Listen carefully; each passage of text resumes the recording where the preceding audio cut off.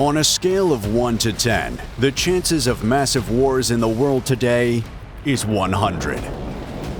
They're already ongoing in Ukraine, in Gaza, Israel, and so on. The global polity is heated up and may soon reach its boiling point. The US, Russia, China, and Iran are heavily involved in these tensions. A conflict breaking out involving only a subset of these nations could easily result in nuclear war and would definitely require powerful, heavy, long-range missiles ready to dig craters on enemy soil. This is where, for the US, the new precision strike missile comes in. It is the most powerful missile of its kind, with an arsenal that would cost over $1 billion to build. And while its capabilities seem futuristic, the US Army has already begun receiving deliveries of the missile. In this video, we discuss everything crucial about this new missile, including its delivery to the Army, its capabilities, its potential successors, and its mighty powerful predecessor, the ATACMS.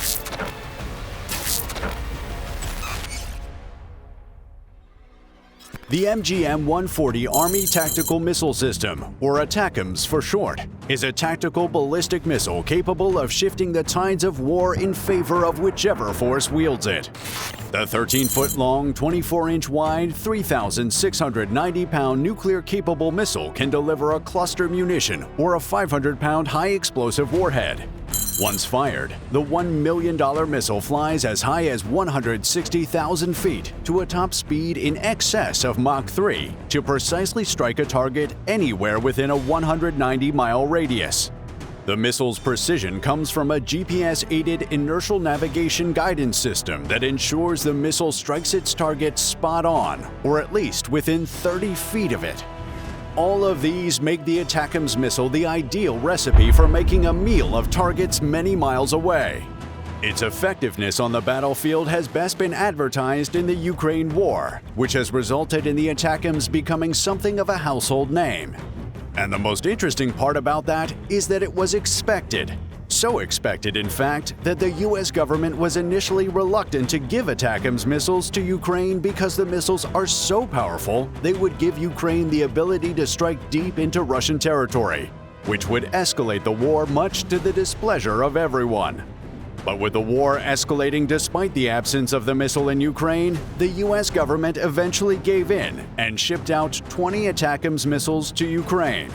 Almost instantly, their impact was felt, particularly when they wreaked havoc on a Russian helicopter base in October. The ATACMS can be launched from an M142 HIMARS, which can hold one at a time, or the M270 MLRS, which can hold two at a time. Since entering service in the 1980s, the ATACMS has remained the biggest long-range vehicle-launched missile of the US Army. Huge and lethal as the ATACMS is, however, it's been over 30 years since the missile was introduced into service. In that period, Russia introduced the Iskander, a missile with 26% better precision, 160% greater range, and 196% higher top speed than the ATACMS. And while explosions are just as red-hot in the 21st century as they were in the 20th century, there's simply so much more that modern technological advancements could enable missiles to do today. As a result, the ATACMS, after decades of dominating the skies, finally has a successor, a more powerful big brother of some sort that's everything the ATACMS is and more. This new successor is the Precision Strike Missile, known simply as Prism. According to a December 8th statement from the US Army, the service has recently accepted its first fully operational Prism missile, the first of an entire fleet of missiles designed to replace the Cold War-era ATACMS in the long-range precision fire role. Like the ATACMS, Prism will be fired from the HIMARS and M270 MLRS launchers.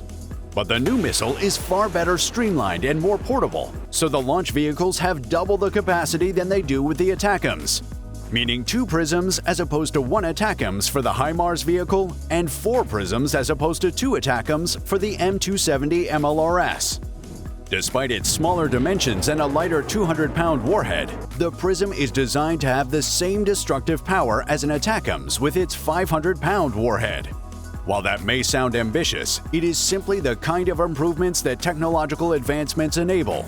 They also enable the Prism's multi-mode seeker to listen for the radio broadcasts of target radars and communication systems, home in on them, and then use imaging infrared to identify the target on the ground and destroy it. The seeker also allows Prism to track and engage moving targets, something ATACMS couldn't do. The Prisms would also fly significantly farther than the ATACMS can, although the Prism's exact range remains a fortune teller's best guess. According to Lockheed Martin, it is at least 500 miles, more than double that of the ATACMS. The operational Prisms that the Army reportedly received are baseline Increment 1 variants, which have only a unitary high-explosive warhead. The missiles are precision-guided, but are designed to engage static targets only. The planned Increment 2 missiles will feature a multi-mode seeker and be capable of engaging moving targets. Increment 3 is stated to revolve around further unspecified enhanced payloads. This could include new unitary warheads better optimized for certain target sets, or cluster munitions, or some other novel payload. Then there is the Increment 4, which will give the Prism missile a boost in range from whatever it is now to some 620 miles. According to the Army's budget documents, the service plans to eventually acquire at least 3,986 Increment 1 Prisms, each at a unit cost of $3.5 million, 350% more costly than the ATACMS missiles. The numbers of planned Increment 2s, 3s, and 4s are currently unknown, but depending on the oneness of the increment sets, it may be possible to convert Increment 1 missiles into other increment sets. This is likely because the Army would want the best versions of this new missile it plans to use for decades to come, especially when up against a powerful opponent like China. Since the Prisms give the Army the capability to attack not only distant targets such as enemy air bases and targets on islands, but even ships moving at sea, the Army sees Prism as a key part of its long-range strategy and central to a future fight with China. Overcoming distance from base is the central problem in the Asian Pacific, a theater ruled by a massive continent and vast oceans. Long-range offensive and defensive missiles will allow the Army, a land power in a theater with not a whole lot of land, to contribute to the fight effectively. To do this, the Army has to forget about Abrams tanks and Bradley fighting vehicles, unless they learn how to swim, and instead focus on another one of its core strengths: missiles. Therefore, the Prism is a crucial U.S. response to an ever-evolving battlefield, but it isn't the only one. The entire Prism family is part of a larger future long-range vision the Army has been working toward in recent years. The vision includes a new land-based launch system called Typhon that is capable of firing SM-6 multi-purpose missiles and Tomahawk land attack cruise missiles. It also includes the Dark Eagle hypersonic missile being developed in cooperation with the U.S. Navy. And then there is the ground-based mid-course defense, which has been seeing a lot of action recently. One of these actions is a promising and interesting ballistic missile test. As the U.S. military continues to work on building an arsenal of heavy missiles that can wreak havoc on enemy targets, the service is also ensuring to build defense systems that can repel similar attacks from rivals. December 11, 2013 was a Monday that looked like every other Monday, until it was time for the Ground-Based Mid-Course Defense System, or GMD system, to undergo some heavy testing. Led by a Missile Defense Agency and Boeing team, and also involving U.S. Northern Command, the U.S. Space Force Space Launch Delta 30, and the U.S. Space Command Joint Functional Component Command for Integrated Missile Defense, the test, which was designated Flight Test Ground-Based Mid-Course Defense 12, or FTG-12, was a major effort to demonstrate that the new and upgraded GMD system could now engage threats faster than was previously possible. The test revolved around a component of the GMD system known as the Ground-Based Interceptor, or GBI.